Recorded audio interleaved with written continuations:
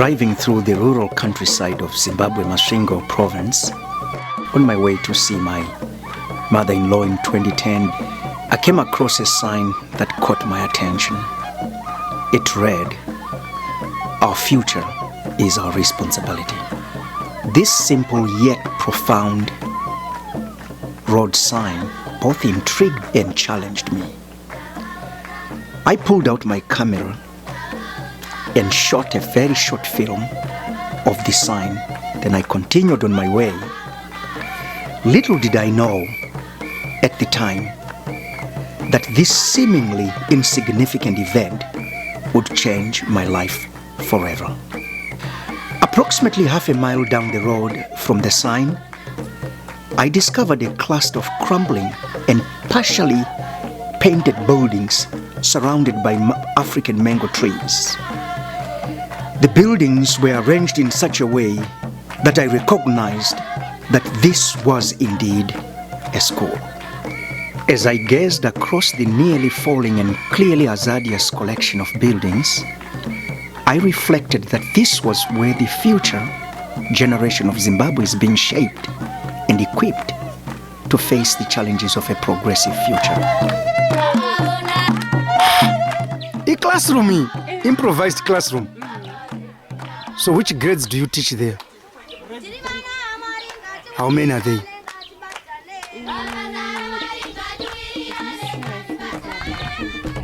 Okay, what's your total enrollment? 165. That was last year. Okay. Oh. A haunting question played my mind. How much learning could possibly take place in this school?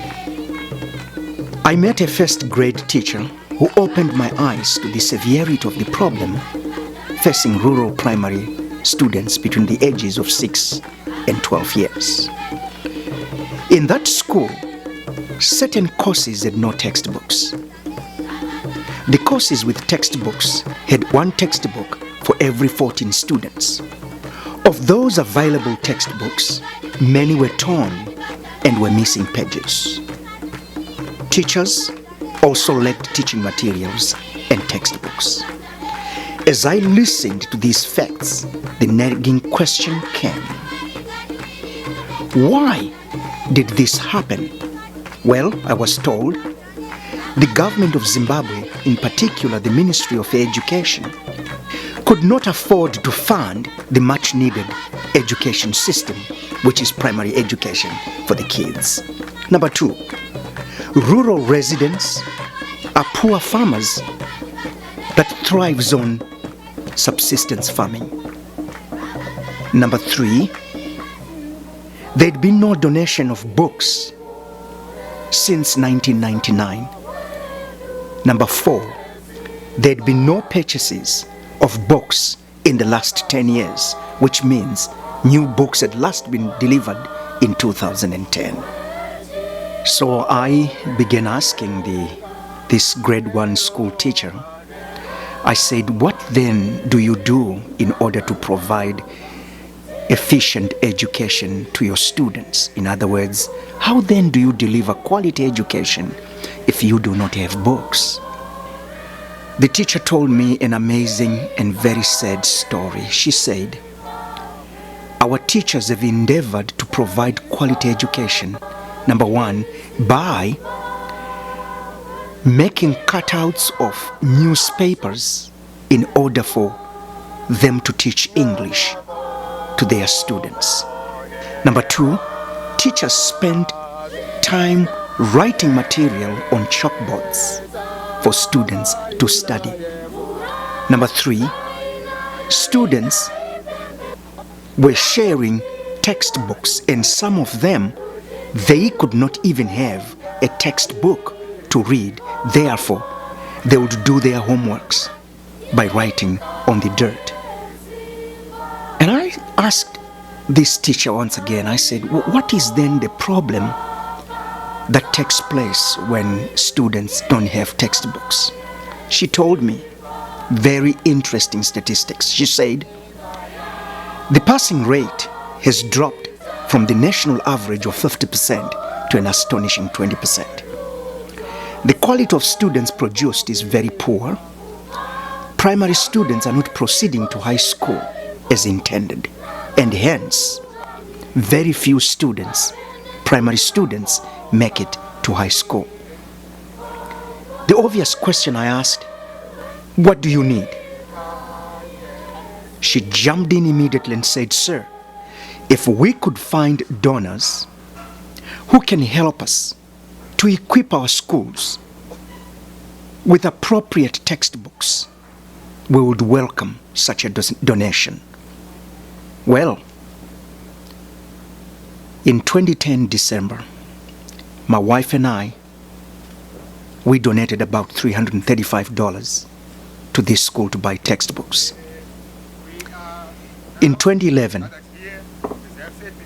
Educate a Child partnered with a multitude of individuals to establish and enable students in Zimbabwe to buy more textbooks. And as a result, we sent over $4,500 to buy textbooks for the students at that school.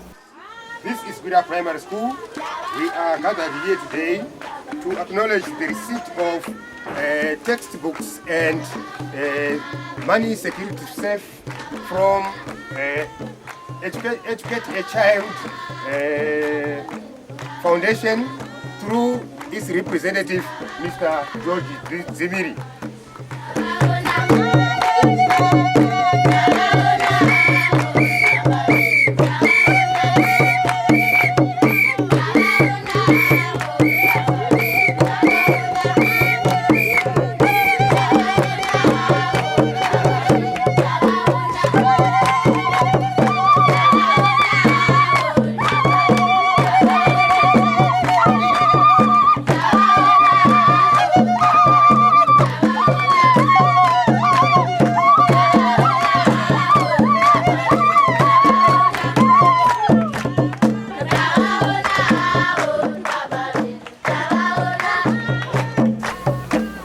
My friends, what would have been a trip to visit my in-laws has turned into a journey to better the educational lives of poor rural primary students in Zimbabwe. This journey, though with modest beginnings, will continue to build on its success until all primary students in Africa have the opportunity to receive a fair and quality education. The education is vital in order to equip students to meaningful participation in the future of the success of their nation. This endeavor will not be successful without your partnership and participation. And I'm calling to those who are listening to this message and to those who are watching this video, please partner with students from Africa, partner with Educate a Child, and donate cash so that these students in Zimbabwe can receive a quality and fair education that will enable them to be better citizens in Africa and as well as throughout the world. And I hope your participation will make a difference. Thank you.